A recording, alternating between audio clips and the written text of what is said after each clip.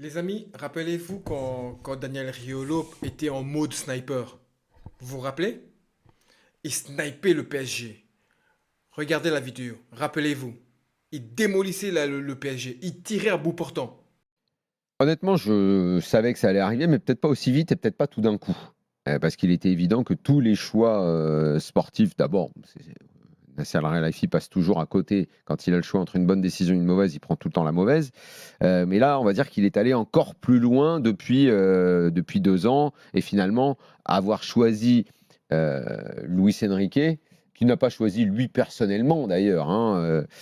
Finalement, c'est pas un détail, hein, mais c'est une erreur parmi tant d'autres récentes. Je vais commencer par les choix euh, politiques, parce que tout se tient finalement et un événement entraîne l'autre et euh, il sort du bois une fois par an, Nasser Al-Khelaifi, pour déterminer la politique. Et la dernière politique, en tout cas c'est comme ça qu'on l'avait compris et qu'elle a été vendue et qu'elle est reprise à peu près dans tous les médias aujourd'hui, c'est le star pas star. Ce qui est en soi une aberration, puisque le problème du PSG, c'est pas d'avoir eu des stars ou de pas avoir eu de stars.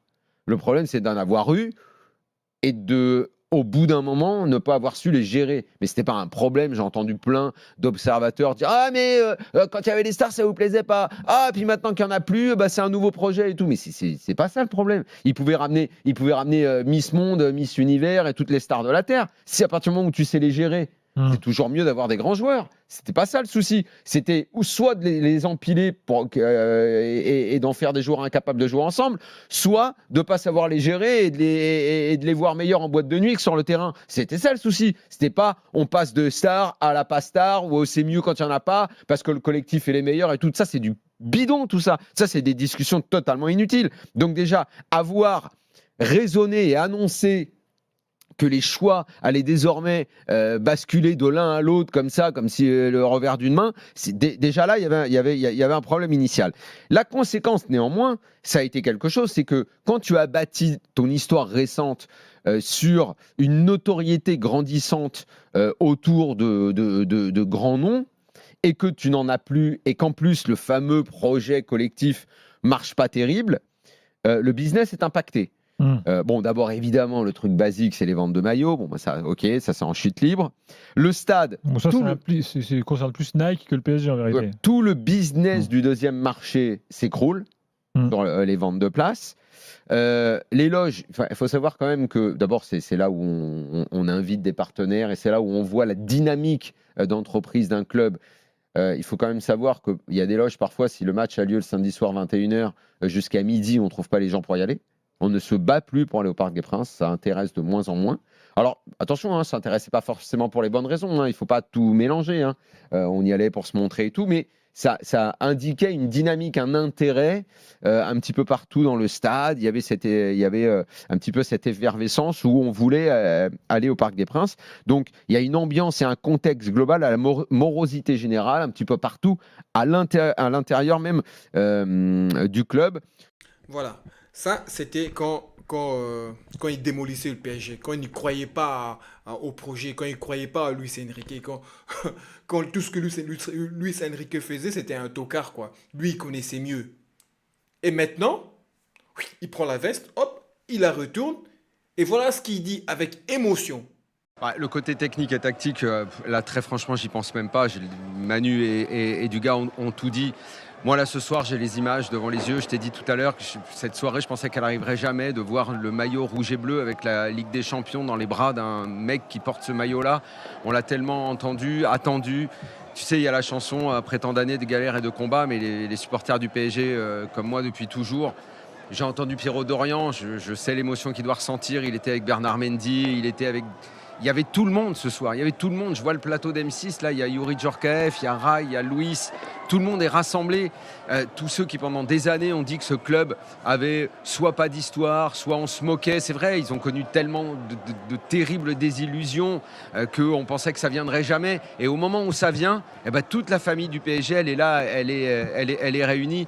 Et je sais même, moi, je crois que j'ai arrêté de regarder à 2-0 parce que je voyais pas d'où pouvait venir le suspense, tellement le PSG dominait. Je regardais, puisqu'on est là sur l'échange, je me suis mis au balcon, je regardais la foule en bas, je parlais à Manu, un mot à droite, un mot à gauche. Le match, j'attendais que la fin pour voir. En plus, vraiment, Marquinhos a tellement pris dans la tronche depuis des années. Il a tellement symbolisé la guigne de cette équipe. Ça me fait plaisir que ce soit lui qui gagne, tellement on s'est moqué de lui, tellement on n'en pouvait plus, tellement on se disait si tu pars, peut-être c'est mieux. Et qu'au final, lui aussi, il connaisse cette joie. Je sais pas. Moi, il y a que de l'émotion, la technique, la tactique. Ils ont tout dit. Du gars, ils ont raison. Cette équipe, elle est extraordinaire. C'est comme si tellement on avait ramé pendant des années, il fallait que ça se fasse une finale la plus grande de l'histoire avec 5 buts d'écart. On n'avait jamais vu un truc pareil. Il fallait que ce soit le PSG qui le fasse, peu importe que ce soit l'Inter, n'importe qui. Avec un but de Mayoulou, c'est ça que tu veux dire?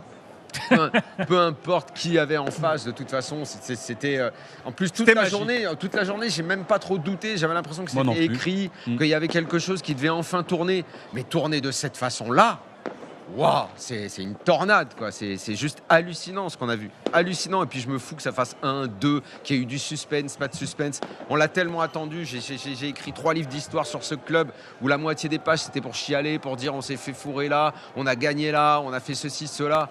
Voilà, enfin, le PSG est le plus grand club de l'histoire du foot français. C'est fait, c'est entendu, c'est signé. Donc là, du coup, Riolo n'assume plus. Lui qui passait son temps à fustiger Luis Enrique, le voilà maintenant gêné que le PSG a sorti l'Inter et avec la manière.